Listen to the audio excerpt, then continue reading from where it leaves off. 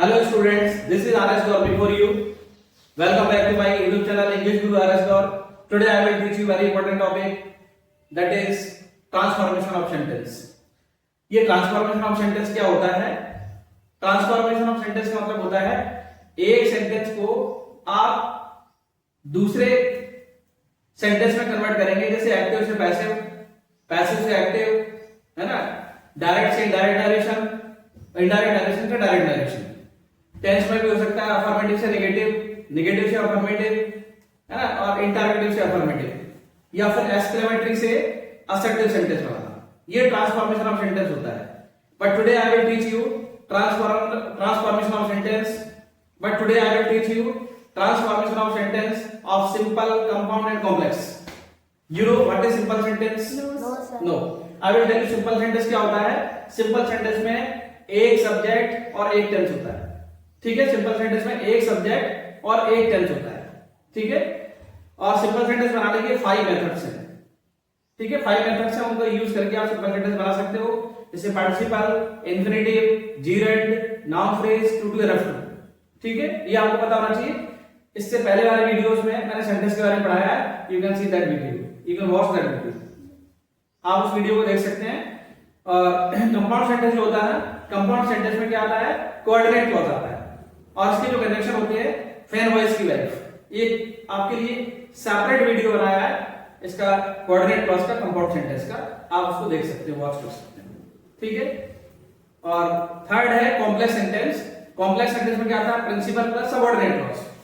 तो इस बारे का मतलब जो आपका सबऑर्डिनेट क्लॉज है, इसका भी जो कॉम्प्लेक्स सेंटेंस है, कॉम्प्लेक्स सेंटेंस के लिए मैंने एक वीडियो बनाया है, अभी उसको डिलीवर किया है, तो आप उसको वॉच कर सकते हैं।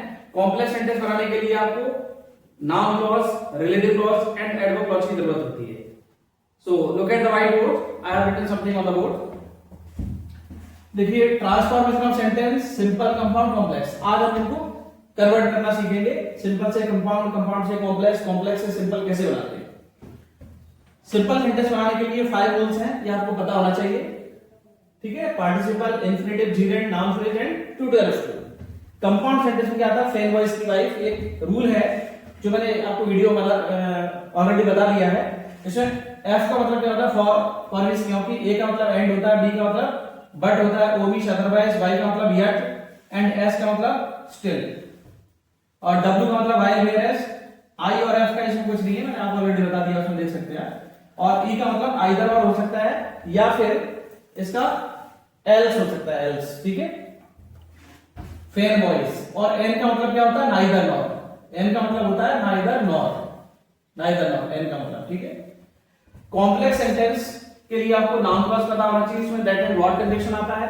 एडवर्ब क्लॉज में आपको 9 टाइप्स रहते हैं adverb clause of, result, reason, condition, contrast, comparison, ये आपको पता होना चाहिए एडवर्ब क्लॉज ऑफ पर्पस, ठीक है ना। ऐसे 9 टाइप्स के हैं, ये ऑलरेडी मैंने अब टीच किया वीडियो में। और नेक्स्ट है रिलेटिव क्लॉज। रिलेटिव क्लॉज में 7 कंजंक्शंस आते हैं। 7 कंजंक्शंस में कौन-कौन सा है, जैसे हु का ऑब्जेक्ट हुम होता है, ये ऑब्जेक्ट होता है, ठीक है ना। हु का पजेसिव हुज होता है, ये पर्संस के लिए यूज होते हैं। वेयर, प्लेस के लिए यूज होता है। व्हेन, टाइम के लिए यूज होता है। एंड व्हाट किसके लिए आता है, व्हाट, क्वेश्चन, व्हाट है, इसमें विच होना चाहिए ना। एंड विच किसके लिए आता है, थिंग के लिए आता है। विच किसके लिए आता है, थिंग के लिए आता है, ठीक है ना। व्हाट किस में आता है, नाउन क्लॉज में, ठीक है ना। विच किसके लिए आता है, थिंग के लिए आता है। और दैट किसके लिए आता है, आइडिया कंडक्ट के लिए आता है। ये आपको पता है, थिंग के लिए वैसे यूज कर सकते हैं इसका। ये जो दैट है, इसको हम आइडिया कंडक्ट के लिए यूज करते हैं, आइडिया कंडक्ट। अब इसमें ये देखिए, इसमें जो दैट लिखा है, इसमें दैट का मतलब नाउन क्लॉज में क्या होता है, की। और नाउन क्लॉज होगा तो दैट का मीनिंग वहां पर की निकल रहा होगा सेंटेंस में, ठीक है। और दैट का मतलब यदि जो निकल रहा है, तो इसका मतलब वो क्या है, आपका रिलेटिव क्लॉज। दैट का मतलब जो निकल रहा है तो क्या होगा, रिलेटिव क्लॉज होगा। और दैट का मतलब की निकल रहा है तो नाउन क्लॉज होगा। आपको कॉम्प्लेक्स सेंटेंस बनाना है तो noun clause, adverb clause, relative clause आना चाहिए, तभी आप उसको बना सकते हो, ठीक है। Now we will do exercise of transformation of sentences, so get ready.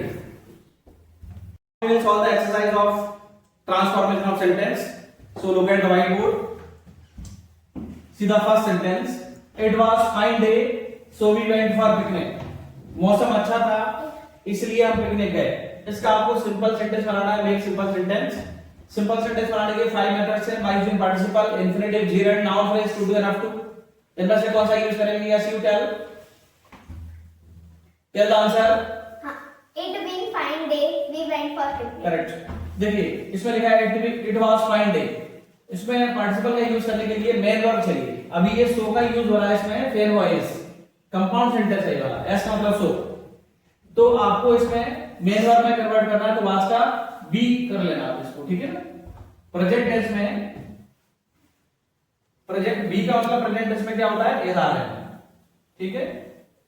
Present tense में इसका इजहार होता है और पास्ट टेंस में इसका मतलब वाज वर्ब होता है। पास्ट टेंस में इसका मतलब क्या होता है? Was verb. परफेक्ट टेंस में इसका मतलब क्या होता है? बीइंग होता है। तो आपको ये पता होना चाहिए इजहार है, बी का मतलब इजहार है, वाज वर्ब हो सकता है, तो वाज वर्ब या इजहार का मतलब बी हो सकता है। तो इसमें वाज का हमने बी कर लिया है। और सिंपल सेंटेंस में सिंपल सेंटेंस बनाना है, एक सब्जेक्ट एक टेंस यूज होगा। अभी क्या है? एक सब्जेक्ट एक टेंस, दूसरा सब्जेक्ट दूसरा टेंस। तो आपको क्या करना है? इसका आपको टेंस हटा देना है ये वाला, इसको हम बी में कन्वर्ट कर लेते हैं। सब्जेक्ट से सब्जेक्ट कॉमन नहीं हो रहा, तो इट कोई वैसे सब्जेक्ट नहीं होता, इसको लगा रखना दीजिए। टाइम मोशन वाले में लगा रहेगा तो कोई प्रॉब्लम नहीं, ठीक है। It being present participle use हो रहा है वर्ब का एज form, it being fine day, okay. अब यहां पर ये सो कंजक्शन है, ये कंपाउंड सेंटेंस का है, ये रिमूव करना पड़ेगा। इसमें कॉमा का यूज करेंगे क्योंकि इसमें एक सब्जेक्ट एक टेंस आएगा, तो ये सब्जेक्ट ही वाला एक टेंस आ रहा है। We went for picnic, we went for picnic, ये आपका सिंपल सेंटेंस बन गया। एक सब्जेक्ट और एक टेंस यूज हो रहा है, इसमें इट कोई सब्जेक्ट नहीं होता और यहां टेंस हमने रिमूव कर दिया। Now second one, he must work very hard otherwise he will fail. आपको इसका कॉम्प्लेक्स सेंटेंस बनाना है। तो कॉम्प्लेक्स सेंटेंस में जो एक तो रिलेटिव क्लॉज आता है, एक एडवर्ब क्लॉज आता है, एक नाउन क्लॉज आता है, उनमें से कोई कंडीशन लगेगा और इसमें एडवर्ब मतलब कंडीशन लग सकता है। Yes you will tell. Unless he works hard, he will fail. Correct. देखिए आप किसका यूज करेंगे? कॉम्प्लेक्स सेंटेंस बना रहे हैं और इसमें वार्निंग है। अभी ये कंपाउंड सेंटेंस अदरवाइज का यूज हो रहा है।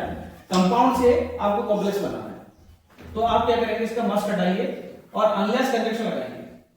तो क्या हो जाएगा? अनलेस ही सब्जेक्ट का V1 हो जाएगा, तो क्या हो जाएगा? प्रेजेंट इंडेफिनिट हो जाएगा। टेंस हम कन्वर्ट कर लेंगे। अनलेस ही वर्क्स, इसमें ऐसे लगाते हैं सब्जेक्ट प्लस V1, सिंगुलर होने पर ऐसे ही ऐड हो जाता है। Unless he works very hard, unless he works very hard, comma लगाइए। ये कंडीशन आपको हटाना पड़ेगा क्योंकि ये कंपाउंड का है। He will fail. अब मीनिंग देखिए, सेम वही निकलेगा। Unless he works very hard he will fail. यदि वो मेहनत नहीं करेगा, बहुत मेहनत नहीं करेगा, तो फेल हो जाएगा। ट्रांसफॉर्मेशन का मतलब ये है सेंटेंस का मीनिंग वही निकलना चाहिए जो आपका क्वेश्चन दे रखा है। जैसे he must work very hard, उसको बहुत मेहनत करनी है अदरवाइज ही विल फेल, नहीं तो वो फेल हो जाएगा। तो अपन क्या बता रहे हैं? यदि वो बहुत मेहनत नहीं करेगा तो फेल हो जाएगा। मीनिंग वही है, मीनिंग चेंज नहीं होना चाहिए। ट्रांसफॉर्मेशन का मतलब ये है, मीनिंग चेंज नहीं होना चाहिए, ठीक है। Now third one, she worked hard होने की इसमें। She worked hard but she failed, उसने मेहनत की लेकिन वो फेल हो गई। इसका सिंपल सेंटेंस बनाना है। who will tell? yes Working hard, she failed. no, in spite of लगाना पड़ेगा। जब कॉन्ट्रास्ट होगा किसका यूज करते हैं? प्रेजेंट पार्टिसिपल होगा लेकिन in spite of का यूज होगा। yes In spite of working hard, she failed. Correct.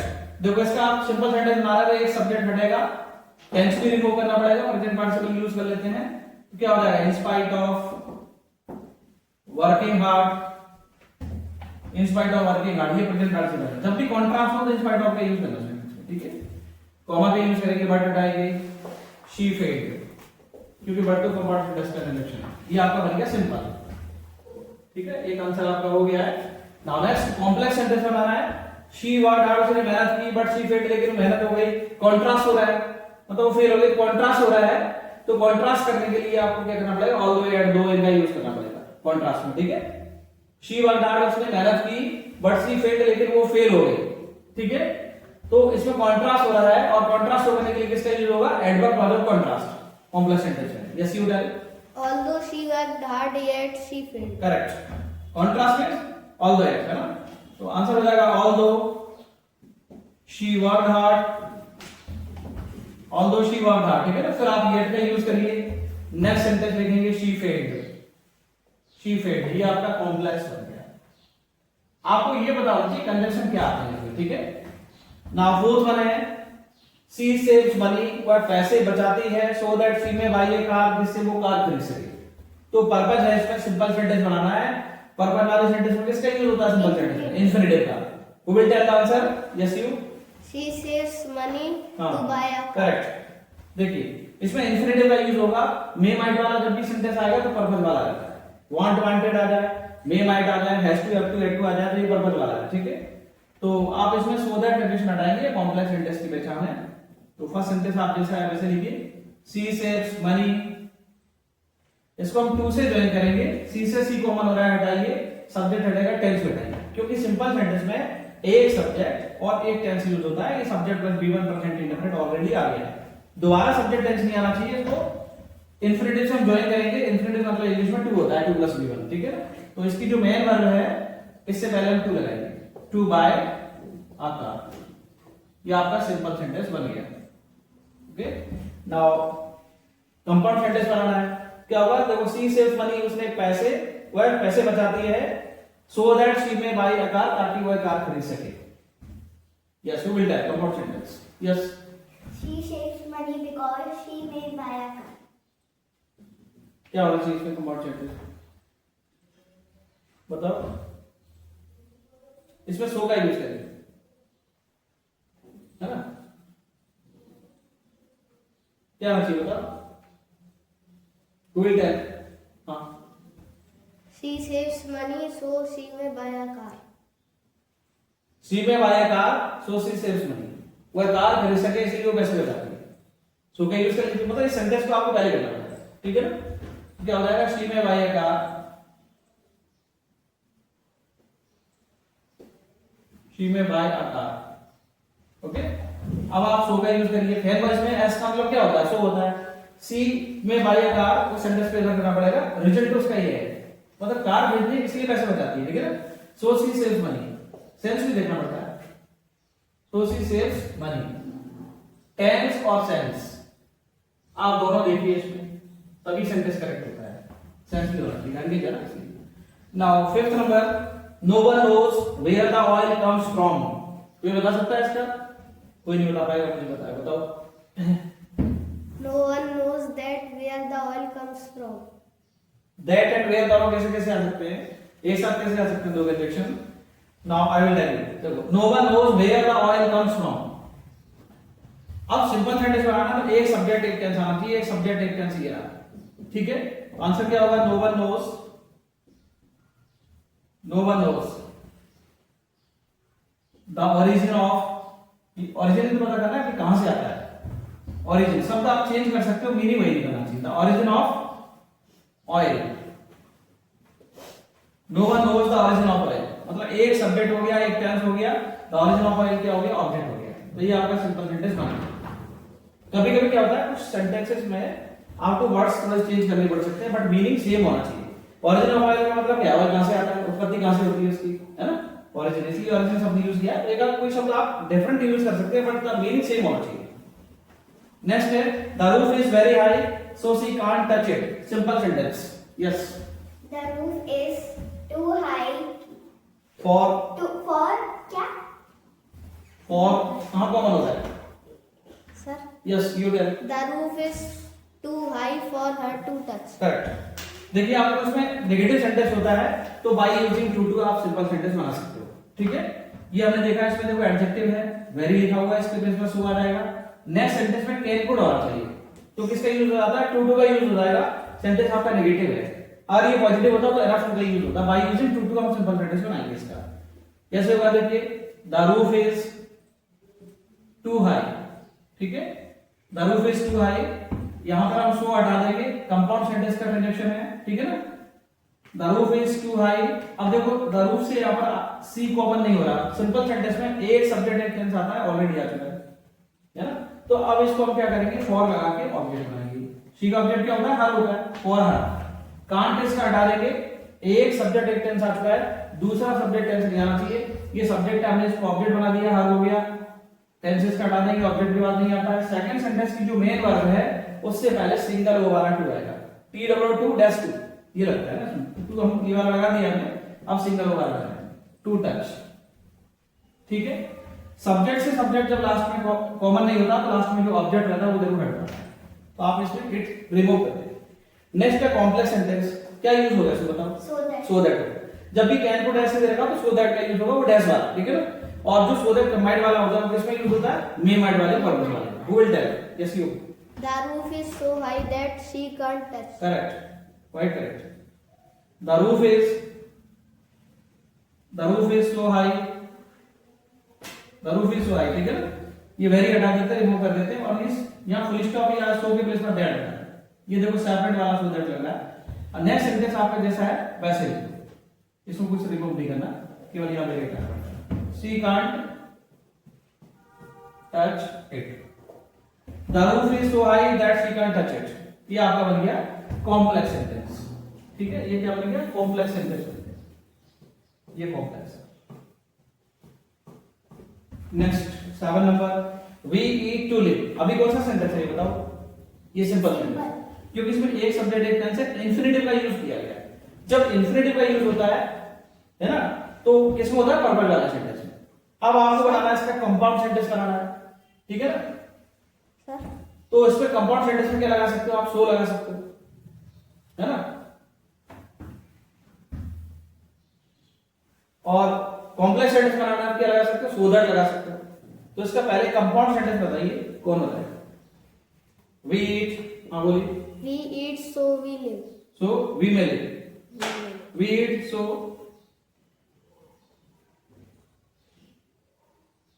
नहीं, ऐसे नहीं होगा, ऐसे नहीं होगा। तो क्या होगा? ये वाला सेंटेंस पर्पस वाला पहले लिखना पड़ेगा। ऐसे यहां आपने कोई एक सेंटेंस किया है पर्पस वाला, ये वाला देखो, शी में बाई था सो सी सेव्स मनी। तो मे वाला सेंटेंस पहले लिखना पड़ता है। ये मे वाला बनेगा तो इसको पहले लिखेंगे, तो क्या हो जाएगा? इसमें हो जाएगा वी मे लिव, ठीक है। मे क्यों लगा रहे हैं? क्योंकि पर्पस वाला है। We may live so we eat. हम जिंदा रह सके इसलिए हम खाते हैं। देखिएगा, हम जिंदा रह सके इसलिए हम खाते हैं। तो ये आपका सेंटेंस कैसा हो गया? कंपाउंड हो गया। फेन वॉइस का हमने यूज किया है, एस मींस सो। नाउ नेक्स्ट आंसर इसका देखिए, कॉम्प्लेक्स सेंटेंस कौन बताएगा? कोई बता सकते हो? You. Yes. we may live so that we eat. हाँ, दोनों। तो सो दैट के बाद वाला तो सेंटेंस में माइंड में आ सकता है, लेकिन आप सो का यूज कर रहे हैं तो ये पहले आएगा, तो आप इसको लिखेंगे वी ईट, ठीक है। So that हाँ, सो दैट का यूज करेंगे, so that we may live. हाँ वी में लिव। अब इसमें मे क्यों लगाया? क्योंकि ये पर्पल वाला सेंटेंस है, we eat so that we may live. ये पर्पल वाला सेंटेंस है इसलिए हमने इसमें सो दैट का यूज कर दिया, ठीक है। और मे माइट कहां से आ गया? पर्पल वाले सेंटेंस में मे माइट का यूज होता है। Now see the sentence number 8, having taken breakfast she went for tuition. इसमें परफेक्ट पार्टिसिपल का यूज हुआ है, हैविंग प्लस V3, ठीक है। ये परफेक्ट पार्टिसिपल है, सिंपल सेंटेंस है। आपको इसका कंपाउंड सेंटेंस बनाना है। कंपाउंड सेंटेंस में दो सब्जेक्ट दो टेंस है, तो आप इसमें करेंगे एंड का यूज कर सकते हैं। आप उसमें लिखेंगे शी सब्जेक्ट है, सब्जेक्ट रिपीट कर लिया शुरुआत में, तो उसमें हो जाएगा she took breakfast. Past tense में लिखा गया तो सेकंड फॉर्म कर देते हैं, she took breakfast, she took breakfast. And condition लगा दीजिए, फेन वाइज में से एक मतलब एंड हो जाएगा, and she went for tuition, and she went for tuition. ये आपका बन गया कंपाउंड सेंटेंस, ठीक है। अब आपको कॉम्प्लेक्स सेंटेंस बनाना है। कॉम्प्लेक्स सेंटेंस में क्या होगा? इसमें देखो, हैविंग टेकन ब्रेकफास्ट, उसने ब्रेकफास्ट लिया, शी वेंट फॉर ट्यूशन, वो है ट्यूशन चली गई। तो इसमें कॉम्प्लेक्स सेंटेंस में क्या लगना चाहिए बताओ? कंजंक्शन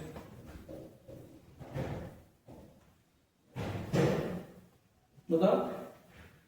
इसमें बिफोर आफ्टर का यूज कर सकते हैं, है ना। बिफोर आफ्टर कॉम्प्लेक्स सेंटेंस बनाने के लिए इसमें क्या लग जाएगा? बिफोर आफ्टर का यूज होता है। तो आप इसमें लिखेंगे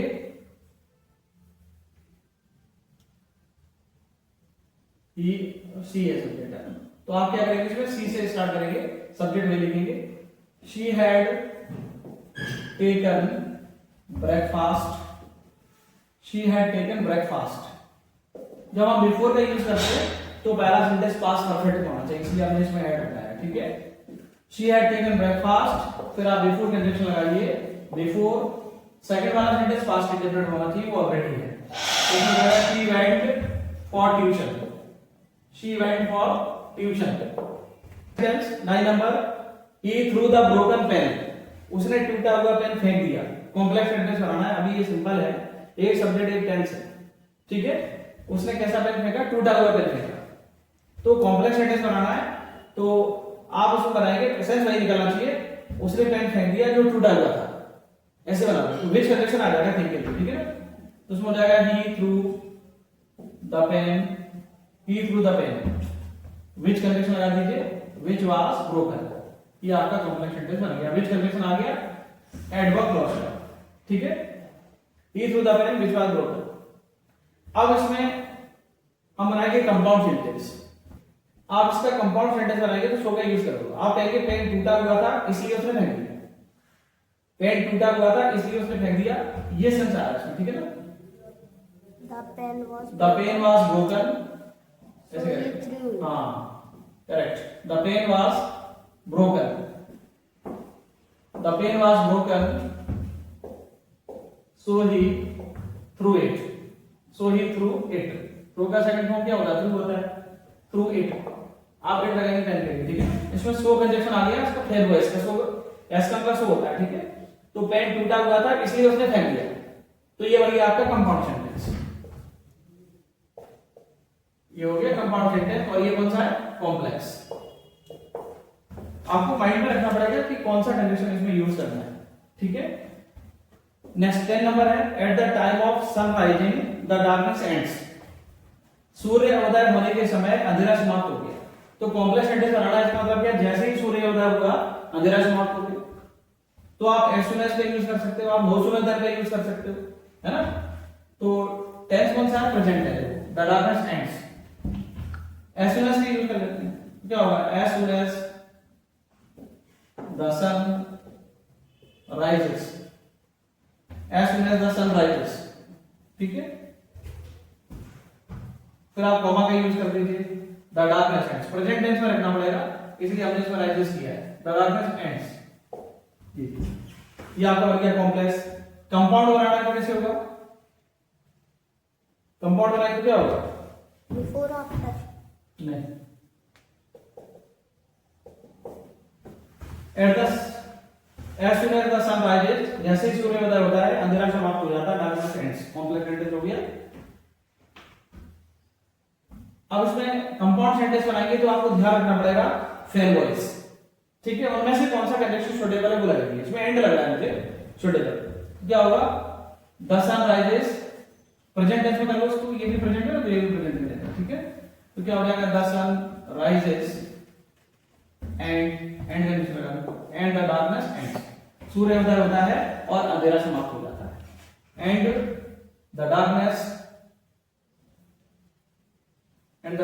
एंड्स। ये बन गया आपका, ठीक है। ये बन गया आपका कंपाउंड सेंटेंस, एंड कंजक्शन लगा दिया फिर वॉइस का। नाउ 11 नंबर है, she is brilliant enough to pass this exam. अब इसमें देखो टू का यूज हो रहा है, एनफ टू का यूज हो रहा है, इसका मतलब ये सिंपल सेंटेंस है। अब इसको कॉम्प्लेक्स सेंटेंस बनाना है तो सो डैश दैट करना पड़ेगा और कैन वर्ड का यूज करना पड़ेगा। दो सेंटेंस आपको बनाना पड़ेगा इसमें, दो सब्जेक्ट दो टेंस होंगे। देखिए आप, सी इज, सो दैट का यूज करेंगे तो एडजेक्टिव से पहले सो आता है, सो ब्रिलियंट, सी सो ब्रिलियंट, ठीक है। और ये जो कंडीशन है इसको हटाइए, यहां पर दैट कंडीशन लगाइए, सो डैश दैट होगा ना, होगा। सब्जेक्ट फिर से रिपीट करिए, जो लिखा है ना उसको फिर से लिखना पड़ेगा। कैन कोड लगाना पड़ता है, प्रेजेंट टेंस होता है तो कैन लगाते हैं, पास्ट टेंस होता है कोड लगाते हैं। यहां पर कैन का यूज करेंगे। सेंटेंस पॉजिटिव है तो पॉजिटिव रहेगा, इनफ टू पॉजिटिव के लिए जाता है, और नेगेटिव है तो नेगेटिव जाता है। She can pass this exam, she can pass this exam. अगर इसमें टू टू लगा रहता है ना सेंटेंस में तो यहां पर कैन नॉट आता, ये पॉजिटिव इसलिए इनफ टू का यूज हो रहा है। 12 number, Sachin who was a star player in scored many centuries. ये रिलेटिव क्लॉज है, रिलेटिव क्लॉज मतलब कॉम्प्लेक्स सेंटेंस है। आपको सिंपल सेंटेंस बनाना है, इसमें नाउन फ्रेज वाला रूल हो जाएगा। कैसे लगेगा? इसका हु कंडीशन हटाइए, नाउन फ्रेज में क्या करना पड़ता है? जिसका नाम होता है उस पर्सन की आईडी भी रहती है, पहचान, आइडेंटिफिकेशन। तो उस टेंस का आपको क्या करना पड़ता है? उस सेंटेंस का, तो उस सेंटेंस का आपको सब्जेक्ट हटाना पड़ता है, ठीक है। कंजक्शन है रिलेटिव क्लॉज का हटा देंगे, कॉम्प्लेक्स सेंटेंस का, बस इसकी जगह आप कॉमा का यूज करेंगे। आंसर होगा सचिन स्टार प्लेयर, ठीक है, सचिन स्टार प्लेयर। ये जो स्कोर्ड वाली सेंटेंस लिखा है ना, V2 वर्ब का सेकंड फॉर्म पास्ट इंडेफिनिट है। यहां जो सब्जेक्ट रिमूव है तो इसकी जगह कॉमा लगाएंगे और आगे लिखेंगे आप स्कोर्ड जैसा ऐसे लिख दे रहा हूं, many centuries, scored many centuries. अब देखिए इसमें सचिन स्टार प्लेयर क्या है, एक सब्जेक्ट है, ठीक है, और स्कोर्ड वर्ब का सेकंड फॉर्म, ये पूरा सब्जेक्ट है। सब्जेक्ट में वीडियो कौन सा टेंस होता है, पास्ट इंडेफिनिट। तो एक सब्जेक्ट एक टेंस आ रहा है, इट मींस ये सिंपल सेंटेंस आपका आंसर बन गया, ठीक है, ये सिंपल सेंटेंस बन गया। तो आई होप आपको एक्सरसाइज जो मैंने कराई ये समझ आई होगी। और कोई डाउट है then you can ask me in comment box. अगर आपको वीडियो पसंद आया तो आप मेरे चैनल को सब्सक्राइब करिए, लाइक करिए, कमेंट करिए। Thank you, have a nice day.